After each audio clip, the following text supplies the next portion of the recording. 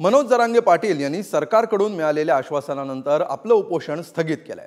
मंत्री शंभूराज देसाई, संदीपान भुमरे यांनी जरांगेंशी केलेल्या चर्चेनंतर सगळे सोयरे अध्यादेशासाठी 1 महिन्याची मुदत जरांगेंनी सरकारला दिली आहे। यापुढे उपोषण करणार नाही तर विधानसभेत उतरण्याचा तयारी करणार असा इशारा देखील जरांगे पाटलांनी दिला।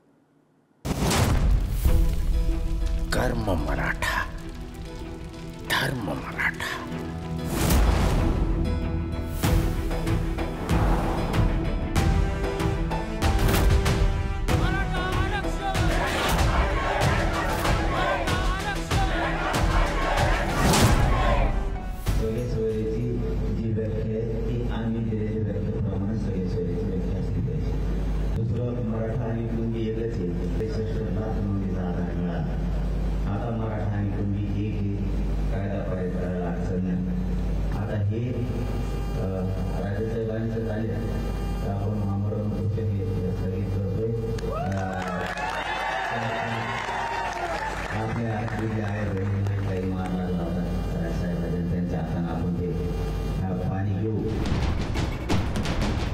सहाव्या दिवशी राज्य सरकारकडून मिळालेल्या आश्वासनानंतर मनोज जरांगे पाटील यांनी आमरण उपोषण अखेर स्थगित करायचा निर्णय जाहीर केला आहे। सगळे सोयरे अध्यादेशाच्या अंमलबजावणीसाठी जरांगे पाटील आग्रही होते।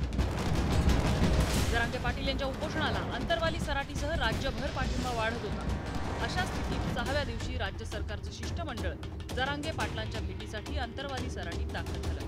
शंभूराज देसाई, तानाजी सावंत, संदीपान भुमरे, राणा जगजित सिंह यासारखे सत्ताधारी नेते जरांगेंच्या भेटीसाठी पोहोचले। शंभूराज देसाईंनी आचारसंहितेमुळे अध्यादेशाला उशीर झाल्याचे सांगत शुक्रवारी याबाबत बैठक घेऊन 1 महिन्यात निर्णय घेण्याचं आश्वासन जरांगे पाटलांना दिलं। आता नारायण शब्द दिला, उद्याच मंत्रिमंडळ मराठा आरक्षण उपसमिती मंत्रिमंडळाचे त्याचा सदस्य म्हणून जे 5-6 मुद्दे आज मी या ठिकाणी लिहून घेतलेले आहेत त्याच्या बाबतीत माझ्या स्तरावर पाठपुरावा करण्यासाठी उद्या सगळ्या अधिकाऱ्यांची या ठिकाणी मंत्रालयामध्ये बैठक लावतो। माननीय मुख्यमंत्री एकनाथजी शिंदे साहेबांच्या नेतृत्वाखाली हे सरकार मराठा समाजाच्या आरक्षणाचा, सगळ्या सोयऱ्यांच्या अंमलबजावणीचा लवकरात लवकर जो 1 महिन्याचा वेळ गावाने आम्हाला दिलेला आहे त्याच्या आत निश्चितपणे याच्या बाबतीत सकारात्मक निर्णय आम्ही घेऊ, एवढी ग्वाही देतो। चर्चेत 30 जून पर्यंत निर्णय घ्या अशी भूमिका जरांगे पाटलांनी घेतली होती। अखेरीस चर्चेनंतर 13 जुलै पर्यंतची मुदत सरकारला देण्यात आली। 1 महिन्याच्या आत सरकारनं निर्णय घेतला नाही तर विधानसभा निवडणूक लढवणार असल्याची घोषणा जरांगे पाटलांनी केली। जर 1 महिन्याच्या आत जर आम्हाला नाही दिलं तर निवडणुकीत आम्ही उतरणार, मग तुम्हाला बोलू जाणार नाही। 1 महिना तुम्हाला 1 महिन्यात दिलं पण 1 महिन्यात जर नाही दिलं तर मला एकाही पक्षानं, विरोधी पक्षानं आणि सत्ताधाऱ्यांनी सुद्धा म्हणायचं नाही तुम्ही हे काय केलं, कारण हे 288 आपण सगळे शिकलं पाहिजे। मी वेळ आली तर शिकवू का नाही करणार, नाव घेऊ पाहिजे। महायुतीतून बाहेर पडणाऱ्या बच्चू कडू यांनीही जरांगे पाटील यांनी निवडणूक लढवावी अशी भूमिका घेतली आहे। प्रशासन आणि शासनामधला जो गोंधळ आहे त्याच्यामुळे हे प्रश्न थोडेसे सुटायला अधिक कठीण चाललेले आहे। त्याची स्पष्टता सरकारनं आणली पाहिजे। हे करत असताना कुठेही जातीय तेढ निर्माण होणार नाही याची दक्षता सरकारनं आणि राजकीय पक्षानं घ्यावं। आणि जरांगे साहेबांनी आता स्वतःच विधानसभा लढवावी, त्यांनी स्वतः कायदा करून घ्यावा। एवढी ताकद, राजकीय ताकद त्यांची वाढली आहे, त्याचा फायदा घेतला पाहिजे।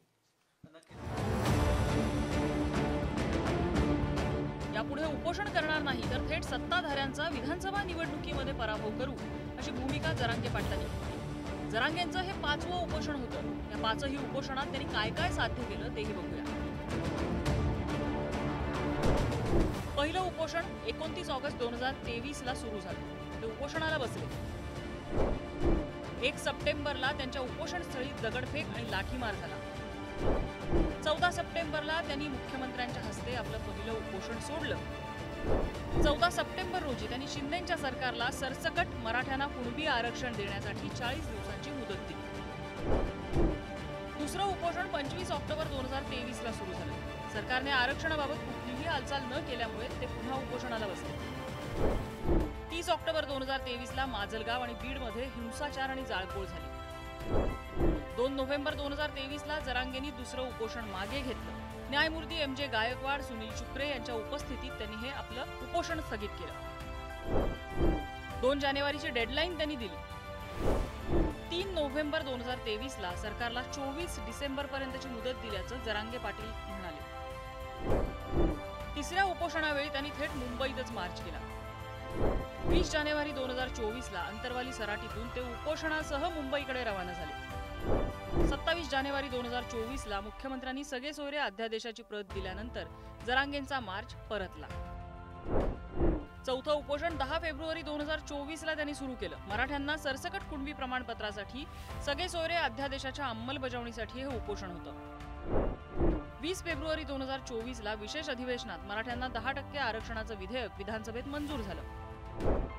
25 फेब्रुवारी 2024ला मुंबईतल्या सागर बंगल्याकडे निघालेल्या जरांगेंना रोखण्यात आलं. 26 फेब्रुवारी 2024ला मर्यादेबाहेर गोष्ट केली की करेक्ट कार्यक्रम करू असं मुख्यमंत्री म्हणाले. 27 फेब्रुवारी 2024ला तब्बल 17व्या दिवशी स्थानिक महिलांच्या हस्ते सरबत पिऊन जरांगेंनी उपोषण सोडलं. त्यांचं 5वं उपोषण म्हणजे आत्ताचं उपोषण हे 8 जूनला अंतरवाली सराटीमध्ये सुरू झालं. सगळे सोयरेच्या अध्यादेशासाठी त्यांनी हे उपोषण करत असल्याचं जाहीर केलं. 13 जूनला त्यांनी सरकारला 1 महिन्याची मुदत देत आपलं उपोषण स्थगित केलंय आणि मागण्या मान्य झाल्या नाही तर निवडणुका लढवणार असल्याचं स्पष्ट केलं. लोकसभा निवडणुकीत महाराष्ट्रात मराठा समाजाच्या नाराजीचा फटका महायुतीला बसल्याचं दिसतंय. आता जरांगे पाटील यांच्या उपोषणानं पुन्हा एकदा महाराष्ट्रात वातावरण निर्मिती व्हायला लागली होती. उपोषण स्थगित करून सरकारनं तात्पुरतं यश मिळवलं असलं तरी एका महिन्यात जरांगेंच्या मागण्या पूर्ण करण्याचं मोठं आव्हान आता सरकारसमोर असणार आहे. ब्युरो रिपोर्ट, पुढारी न्यूज, मुंबई.